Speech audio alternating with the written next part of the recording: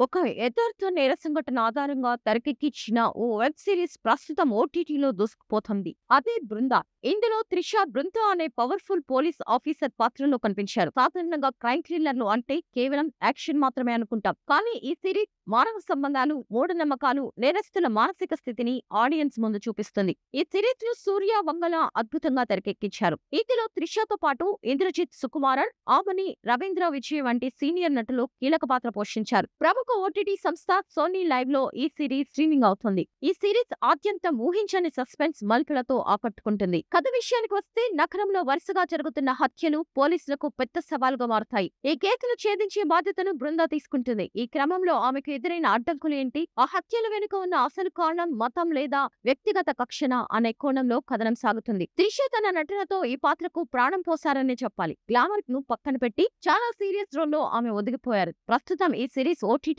Trend అవుతోంది. సమాజంలోని కొన్ని చీకటి కోణాలను, మనుషుల ప్రవర్తనను ఈ సిరీస్ కళ్లకు కట్టినట్లు చూపిస్తుంది. సినిమాటిక్ హంగుల కంటే కూడా రియాలిటీకి దగ్గరగా ఉండడం దీని ప్రత్యేకత.